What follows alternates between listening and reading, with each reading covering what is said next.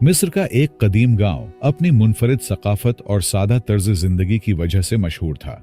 यहाँ के खजूर के दरख्त और मिट्टी के बने घर गांव की फितरी खूबसूरती को मजीद निखारती थीं। इस गांव की हर शय माजी की एक हसीन याद दिलाती थी। इसी गांव में मजहर और शबाब नामी दो दोस्त रहते थे। इनकी दोस्ती गांव भर में मशहूर थी और लोग उनके ताल्लुक को मिसाल बनाकर पेश करते थे।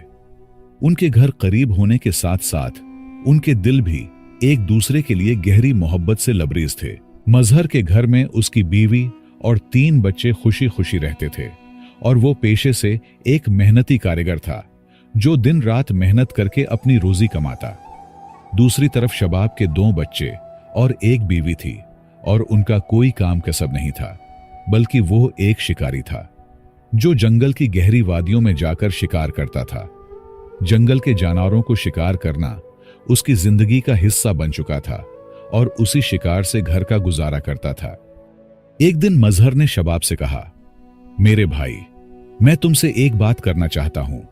मेरा ज्यादा वक्त काम में गुजरता है और जब मैं घर से दूर होता हूं तो मेरे बच्चे अकेले रह जाते हैं।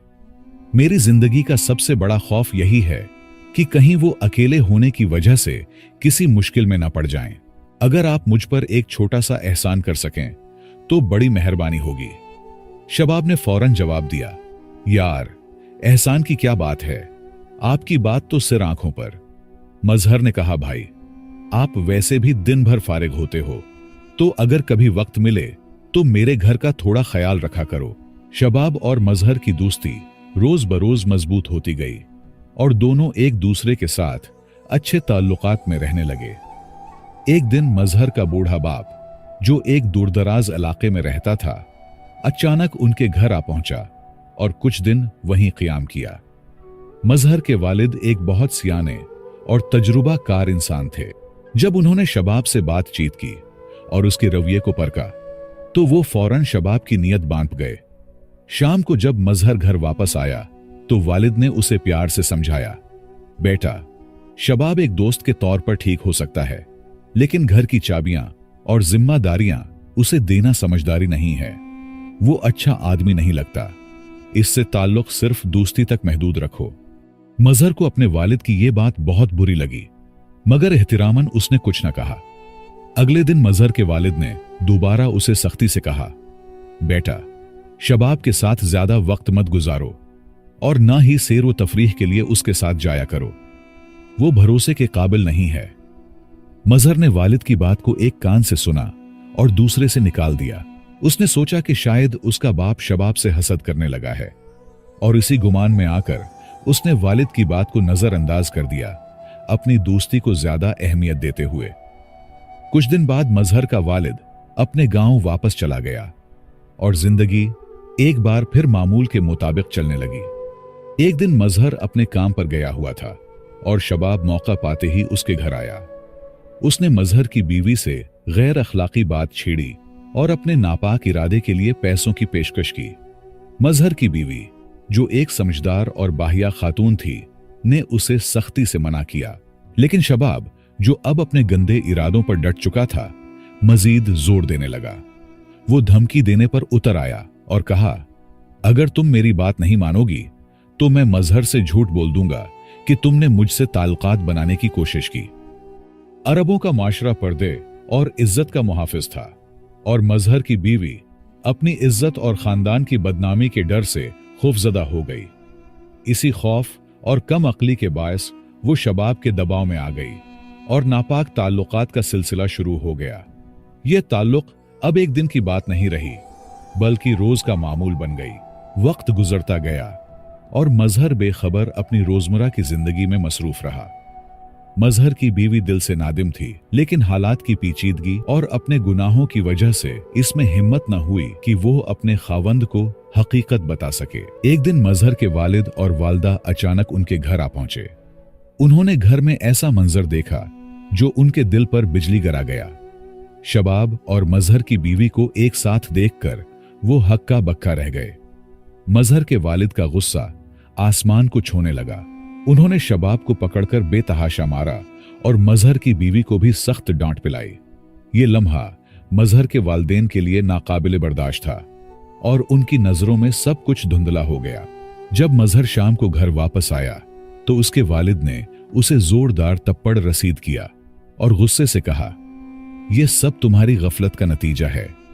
मैंने तुम्हें पहले ही खबरदार किया था कि शबाब काबिल भरोसा नहीं, लेकिन तुमने मेरी बात को नजरअंदाज किया, जिसका यह नतीजा निकला है। मजहर पर यह सब सुनकर क़यामत गुजर गई। वो शर्मिंदा और हैरान खड़ा था। उसका गुस्सा शबाब और बीवी पर थी।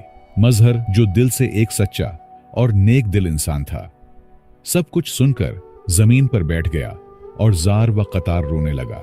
उसके आंसू में दुख और बेबसी का तूफान था। उसे एहसास हो गया था कि यह लम्हा उसकी अपनी लापरवाही का नतीजा है।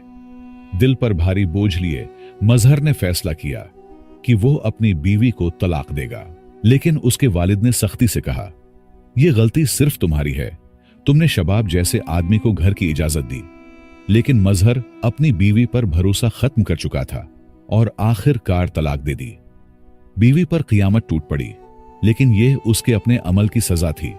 अगर उसने पहली ही बार मजहर को सच बता दिया होता तो शायद यह सब ना होता। मजहर शबाब के पीछे पड़ गया, लेकिन वो किसी तरह उसके हाथों से बच निकला। वक्त गुजरता गया और एक दिन मोहल्ले में खबर आई कि एक झोंपड़ी में आग लग गई है, जिसमें औरत और बच्चे जलकर मर गए हैं। मजहर भी आग बुझाने वालों में शामिल था। जब आग पर काबू पाया गया और अंदर की लाशें निकाली गईं, तो यह मंजर देखकर सब दंग रह गए। इनमें एक लाश शबाब की थी, दूसरी मजहर की बीवी की और 2 इसके मासूम बच्चों की। मजहर ने यह मंजर देखा तो उसका दिल दहल गया। वो गम और गुस्से से पट रहा था, लेकिन अब कुछ कर नहीं सकता था और दिल में कहा, ऐ खुदा, तू सख्त पकड़ने और इंतकाम लेने वाला है। कुछ अरसा बाद मजहर के वालिदैन ने फैसला किया कि उसकी जिंदगी को दोबारा खुशियों से भरने के लिए उसे शादी करनी चाहिए। मिस्र की एक खूबसूरत और नेक सीरत लड़की से उसकी शादी तय की गई। जब मजहर ने अपनी नई दुल्हन को देखा तो वो उसके हुस्न और मासूमियत पर फिदा हो गया। वो ऐसी थी कि जैसे चांद भी उसे देखकर शर्मा जाए। उसके चेहरे ने मजहर के दिल के जख्मों पर मरहम रखा और पुराने गम धुंधला गए। मजहर ने अपनी जिंदगी से सबक सीख लिया था। अब वो अपने घर का ज्यादा ख्याल रखने लगा, वक्त पर वापस आता और दोस्तों को दोस्ती तक महदूद रखता। उसने समझ लिया था कि दिल का सच्चा होना अपनी जगह, लेकिन जिंदगी में दानिशमंदी और जिम्मेदार होना भी बहुत जरूरी है। अल्लाह ने उसकी कमजोरियों की सजा तो दी, लेकिन उसकी सब्र और सच्चाई का ऐसा इनाम दिया कि उसे पहले से 100 गुना बेहतर और खूबसूरत जिंदगी नसीब हुई। इस कहानी में हमारे लिए गहरे असबाक छुपे हैं। सबसे पहले, एक औरत होने के नाते यह जरूरी है कि हर बीवी अपने शूहर को हर मामले से बाखबर रखे, चाहे वो कितना ही मामूली क्यों ना लगे। वक्त पर बात करने से कई बड़े नुकसानात से बचा जा सकता है। एक सियाने बंदे का कौल है, अच्छी औरत वो है जो दूसरे मर्दों के लिए बदतमीज हो और अपने शोहर के लिए मोम जैसी हो। यही रवैया दुनिया और आखिरत में कामयाबी का बायस बनता है। एक शोहर होने के नाते हर मर्द को अपने घर के हालात और मामलात दूसरों के साथ शेयर करने से गुरेज करना चाहिए, खास तौर पर इन लोगों के साथ जिन पर मुकम्मल भरोसा ना हो। हसद एक ऐसा जहर है जो नजर नहीं आता, लेकिन बड़ी तबाही कर सकता है। किसी भी मर्द की गैरत और जिम्मेदारी ये तकाजा करती है कि वो अपनी बीवी, माँ, बहन और बेटी के मामले में सख्त रवैया रखे और उनकी हिफाजत को यकीनी बनाए। यही शर्म व हया और इज्जत की बुनियाद है। एक बेटे के तौर पर हमें यह समझना चाहिए कि वालिदैन की बातों में हमेशा दानाई छुपी होती है। वो जिंदगी के तल्ख तजर्बात से वाकिफ होते हैं और उनकी नसीहतों को संजीदगी से लेना जरूरी है। अगर मजहर ने अपने वालिद की बात को संजीदगी से लिया होता तो वो उस नुकसान से बच सकता था। एक दोस्त होने के नाते अगर कोई आप पर भरोसा करे तो यह आपका फर्ज बनता है कि इस भरोसे को ठेस न पहुंचाएं। सच्चा दोस्त वो होता है जो अपने दोस्त की इज्जत व हुर्मत को अपनी जान से ज्यादा अजीज रखे। आखिर में यह वाकया हमें याद दिलाता है कि अल्लाह के हां देर है अंधेर नहीं।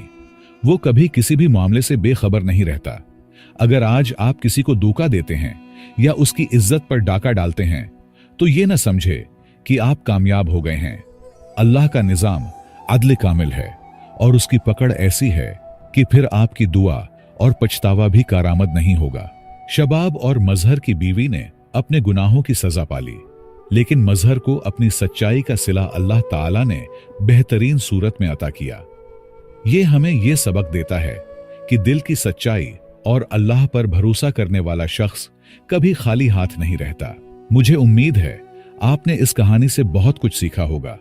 अगर आप पुराने सबक आमूज कहानियां सुनना पसंद करते हैं तो हमारा चैनल पुराने किस्से को लाजमी सब्सक्राइब कीजिए। हो सके तो वीडियो को लाइक करके अपने दोस्तों के साथ लाजमी शेयर कीजिए। इस कहानी के बारे में आप अपना राय लाजमी लिखें। आपके ताउन का बहुत बहुत शुक्रिया।